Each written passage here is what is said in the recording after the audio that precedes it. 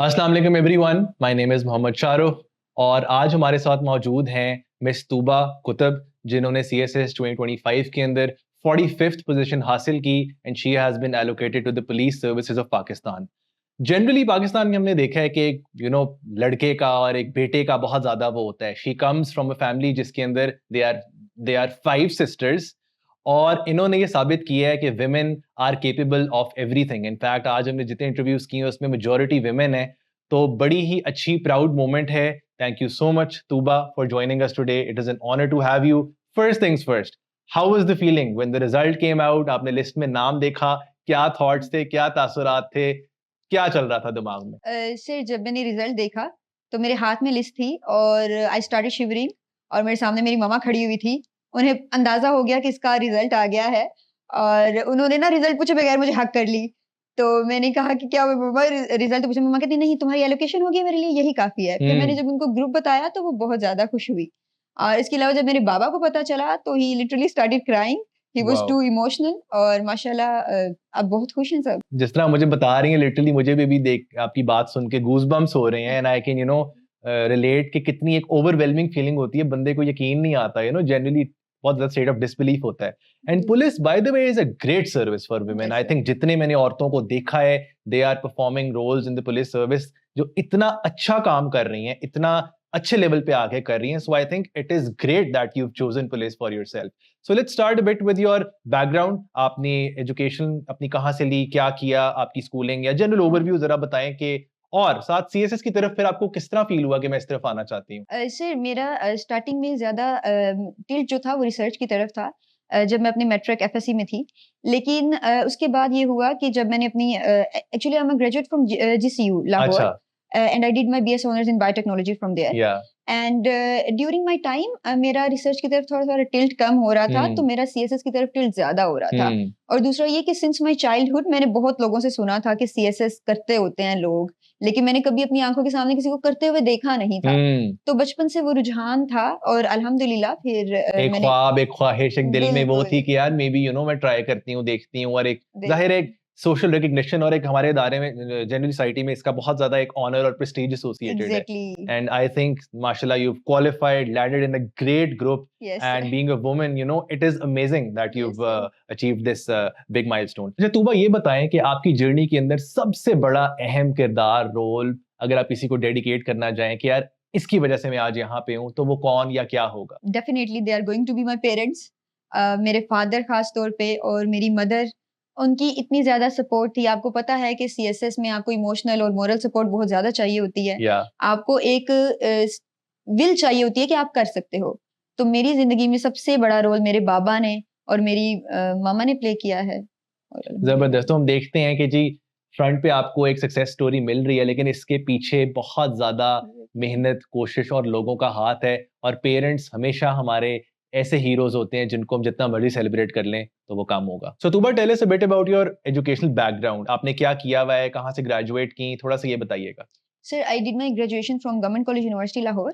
I got my degree in BS Honors Biotechnology from there. Hmm, And after that, I started pursuing my CSS journey, of course. ठीक है। I said, और आपका written में इस वक़्त score क्या आया है और इंटरव्यू में क्या स्कोर था? सर मेरे रिटन में 707 मार्क्स हैं और मेरा जो इंटरव्यू का स्कोर था वो 145 था। सो अगेन नोटिस करें कि अगर आप 700 क्रॉस कर लेते हैं रिटन में तो I think that's a very decent margin yes आपको सर, मिल जाता है एग्जैक्टली, और इंटरव्यू में एनीवेयर अराउंड 140 टू 160 भी आप करे जाएं तो that can land you specially Punjab के डोमिसाइल के साथ। Exactly sir. सो आपके मैम ये बताएं कि ऑप्शनल सब्जेक्ट्स क्या थे और आपका क्राइटेरिया क्या था कि ऑप्शनल सिलेक्ट आपने कंप्लीटली अपनी विम और एक अपनी इंटरेस्ट की बेसिस पे किए हैं या you actually studied the scoring trend, you consulted a lot of individuals, what was your strategy और ऑप्शनल सब्जेक्ट्स रखे क्या? अच्छा, मेरे ऑप्शनल सब्जेक्ट्स जो थे वो थे पॉलिटिकल साइंस, हुँ, यूरोपियन हिस्ट्री, हुँ, फिलोसफी, ज़ूलॉजी और पंजाबी। ठीक है। प्रिपरेशन की जो इनकी अच्छा मैंने क्यों ये सिलेक्ट किए, उसकी एक रीज़न बहुत ये थी कि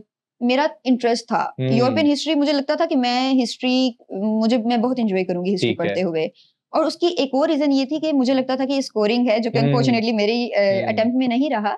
और दूसरा फिलॉसफी भी मुझे शौक था फिलॉसफी का। मैं जब जीसीयू में थी मेरे बहुत सही। सारे सीनियर्स, बहुत काबिल सीनियर्स हुँ, जिनमें से कमर भाई भी एक हैं। तो दे वर इन फिलोसफी डिपार्टमेंट। Yeah. तो मुझे लगता था उनके साथ बैठकर मेरा एक टिल्ट डेवलप हो गया फिलोसफी की तरफ, बिल्कुल। और मुझे लगता था कि मैं फिलोसफी बहुत अच्छा स्कोर कर सकती हूँ, और मैं इंटरेस्ट भी था मेरा फिलोसफी इस वजह से किया।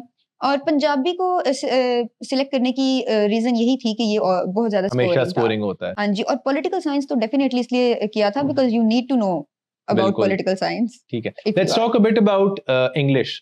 सो सीएसएस में जनरली 2 सब्जेक्ट्स आर कंसिडर्ड कि ये थोड़ा हार्ड नट टू क्रैक होते हैं, एसे एंड प्रेसी।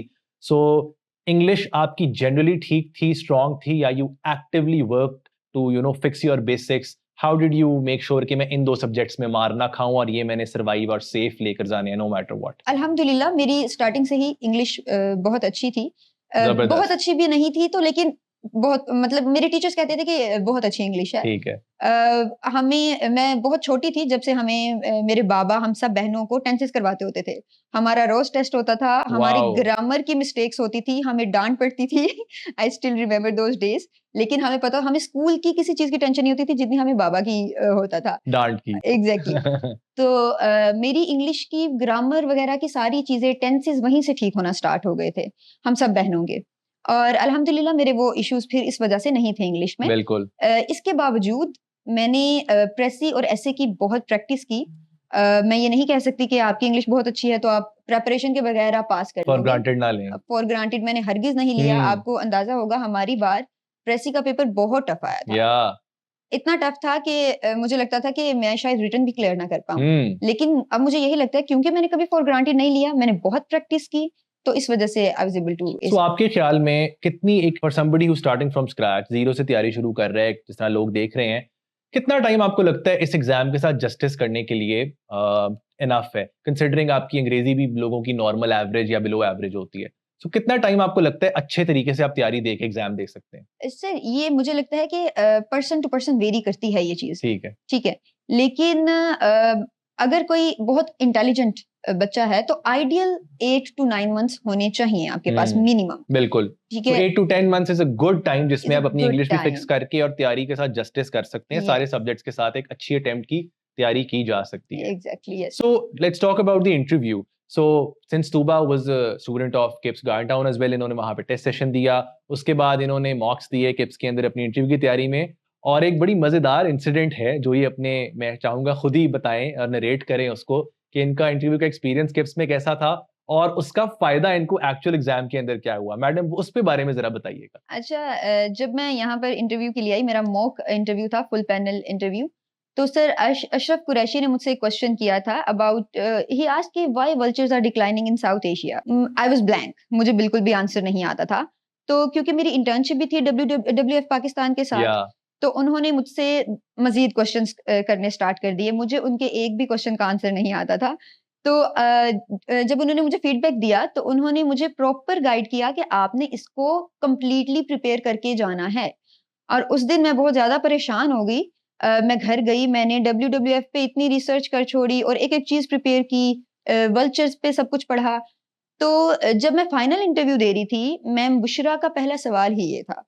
उनकी लाइन्स तक सर अशरफ जैसी थी, सेम, कि why vultures are declining in south Asia. Wow, exact वही क्वेश्चन। एग्जैक्ट वही क्वेश्चन। और इंटरेस्टिंगली जब मैंने उनको उस चीज का आंसर दे दिया तो वो उससे सेटिस्फाई नहीं हुई, वो मुझे काट रही थी और वो मजीद क्वेश्चंस करी थी। उन्होंने इवन टोकन क्वेश्चन स्टार्ट कर दिए इससे। या लेकिन अल्हम्दुलिल्लाह मैंने इस पूरे एरिया को कवर किया, सिर्फ इस वजह से कि मुझे सर ने कहा हुआ था और मैंने अच्छे से प्रिपेयर किया था। जबरदस्त। अच्छा, for somebody who starting from scratch, CSS में बहुत ज्यादा मिथ्स हैं कि यार कुछ चीजें आपको सुनने में लगती हैं, आने से, जर्नी में आने से पहले आपने सुना होगा ऐसे नहीं वैसे है।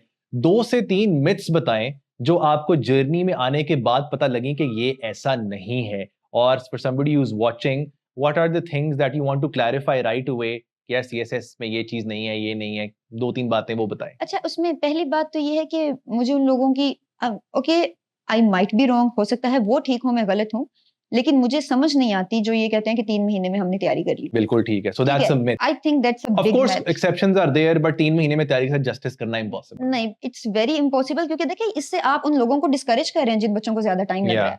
और बहुत सारे बच्चों को ज्यादा टाइम चाहिए होता है, ठीक है। और ये मेरे ख्याल से कितना हेक्टिक टाइम है कि आपको चीजें प्लान करने में बहुत ज्यादा टाइम लगता है। या दूसरी मिथ इसके बारे में ये है कि मैंने कुछ लोगों से ये तक सुना है कि इसकी बहुत हवा है और ये गलत है। मैंने कहा नो, इसकी हाइप बिल्कुल ठीक है, या ये सच है, ऐसा ही होता है, मतलब आई बिल्कुल know how difficult it can be. Hmm third myth ये है कि इंग्लिश बहुत आपकी एक्सेप्शनल होनी चाहिए। एक्सेप्शनल नहीं होनी चाहिए, आपकी करेक्ट इंग्लिश होनी चाहिए।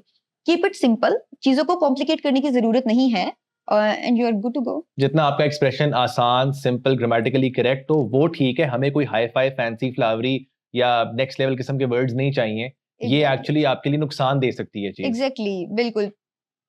बी सिक्योर ना, आप बिल्कुल क्यों इस तरह का कोई भी रिस्क में डालेंगे अपने आप को। जबरदस्त। अच्छा ये बताएं कि आपने अपनी जो रिसोर्सेज हैं वो कौन से कंसल्ट किए, आपने कैसे डिसाइड किया कि यार ये वाली बुक्स ठीक हैं? आप एफपीएससी की सजेस्टेड रीडिंग्स पे गई, वेबसाइट पे गया, आपने सीनियर्स को कंसल्ट किया, हाउ डिड यू डिसाइड कि मेरे ये रिसोर्सेज हैं, और उसमें से कौन से वो रिसोर्सेज हैं जो आपके लिए गोल्ड माइन साबित हुए इन क्रैकिंग योर सीएसएस? अच्छा देखिए, इसके लिए हम खास तौर पे वो बच्चे जिन्होंने कोई ऐसा सब्जेक्ट रखा होता है जिनके लिए उनको कोई रिसोर्सेज इजीली अवेलेबल नहीं होते। फॉर एग्जांपल मेरा ज़ूलॉजी सब्जेक्ट था। उसके लिए मोस्टली अकेडमीज़ आपको नहीं पढ़ा रही होती हम्म और आपने खुद वो चीज़ें करनी होती हैं। तो उसके लिए मैंने फिर एफपीएससी की जो सजेस्टेड रीडिंग्स फॉलो की। एग्जैक्टली उन रीडिंग्स को फॉलो किया, सिलेबस को फॉलो किया और मैंने अपने पास्ट पेपर्स को फॉलो किया। हम्म ये बहुत अच्छी चीजें हैं जो आपको सिक्योर रखती हैं, टू द पॉइंट रखती हैं और डाइवर्ट नहीं होने देती। और दूसरा ये कि पॉलिटिकल साइंस, यूरोपियन हिस्ट्री और फिलोसफी जैसे सब्जेक्ट्स जो हैं, हम्म ये मोस्टली वो सब्जेक्ट्स होते हैं जो काफी लोगों ने रखे होते हैं। हम्म तो आपने कहीं ना कहीं एक डिफरेंस क्रिएट करना होता है इफ यू या want to land in your top priority. Hmm तो उस डिफरेंस के लिए आपने कभी भी आप एक कंपाइल्ड बुक से प्रिपरेशन नहीं कर सकते, ठीक हम्म है। मैंने कंपाइल्ड बुक्स को भी कंसल्ट किया फिलोसफी के लिए, यूरोपियन हिस्ट्री के लिए। मैंने एफपीएससी की फिलोसफी में, I don't know the exact name of the website, but I remember कि एफपीएससी की कुछ वेबसाइट्स भी उन्होंने सजेस्ट की हुई हैं सजेस्ट की हुई फिलोसफी हैं में, 2 हैं बिल्कुल। वो। मैंने उनको बहुत डिटेल में किया था, कंसल्ट किया था फिलोसफी के लिए। और इसके अलावा आपको फिर मैंने लेक्चर्स भी लिए थे, देन आई प्रिपेयर्ड इट। और कौन से वो रिसोर्सेज हैं जो जनरली आपको करंट अफेयर्स और ओवरऑल सीएसएस की तैयारी में, कोई यूट्यूब चैनल्स हैं या कोई अखबार है, कोई ऐसे थिंक टैंक्स हैं, रिसर्च पेपर्स हैं जो आप स्ट्रांगली रिकमेंड करेंगी? सर मुझे लगता है कि news is very necessary, but it doesn't, CSS written part particularly, it doesn't require you to keep reading and keep depending on the news entirely. So you need to consult research papers. You बिल्कुल have to go to the Google, you have to go to the, like, literally you have to do a good research so that you can consult good resources. इसके अलावा अगर आपको कोई बहुत अच्छी book पर मिल रही है, फॉर एग्जांपल पाकिस्तान अफेयर्स का आपने नाम लिया, हम्म करंट अफेयर्स का नाम लिया, इनके लिए एक आपकी बेसिक अंडरस्टैंडिंग होना बहुत ज़रूरी है। तो इसके लिए तो मैंने, जब मैं डिग्री कर रही थी, मैंने तब बुक्स पढ़ना स्टार्ट कर दी थी। जैसे कंसाइज हिस्ट्री ऑफ पाकिस्तान है, ट्रैक टू पाकिस्तान है, बिल्कुल ठीक। पाकिस्तान अ हार्ड कंट्री है, इस तरह की मैंने काफ़ी बुक्स पढ़ ली थी, बिकॉज़ मुझे पता था कि ऐसे में भी बहुत हेल्प करता है वो, और वो फिर आपको कहीं न कहीं पॉलिटिकल साइंस में भी हेल्प कर रहा होता है। Fair enough. सो सिंस आप रिसर्चर हैं, आपने इतना ज्यादा जाके देखा क्या पढ़ना है, काफी वेल थॉट आउट आपका प्लान था। I want to know a bit about use of AI. क्या आपने एआई को कंसल्ट किया, उसको कैसे कंस्ट्रक्टिवली यूटिलाइज किया? क्योंकि AI is a double edged sword और जेन जी का जनरली कॉग्निटिव जो एबिलिटीज है वो काफी हैम्पर हो रही हैं। तो सीएसएस की तैयारी में एआई का कितना कंस्ट्रक्टिव यूज है, होना चाहिए, and how can you use it to your advantage? आपके ख्याल में एआई ने आपको फायदा दिया या उसको बिल्कुल नहीं यूज करना चाहिए? अच्छा, मेरी रिटन और इंटरव्यू की प्रिपरेशन बिल्कुल डिफरेंट थी। ठीक है रिटन में मेरी ये ज़ीरो डिपेंडेंस थी चैट जीपीटी ठीक पे, है लेकिन इंटरव्यू पे मेरी तकरीबन 70% डिपेंडेंस थी चैट जीपीटी पे। बिल्कुल बिकॉज़ हमारे पास नोट्स बनाने का टाइम कम होता है और हमने बहुत ज़्यादा सिलेबस कवर करना होता है, आई हर नो चीज़ पढ़नी होती है, हर चीज़ या पढ़नी देखिए, आप एक भी चीज़ छोड़ दें या टीचर्स की एडवाइस को अगर आप इग्नोर कर दें, जैसे मैंने या अभी सर के क्वेश्चन की बात की, अगर मैं बिल्कुल इग्नोर कर देती, मैं एक एंटायर सेक्शन स्किप कर देती अपने बहुत फाइनल इंटरव्यू का, बिल्कुल मेरा ग्रुप बदल जाता या शायद मैं नॉन एलोकेटेड नान रह अलोकेटेड जाती। हो जाती। एग्जैक्टली।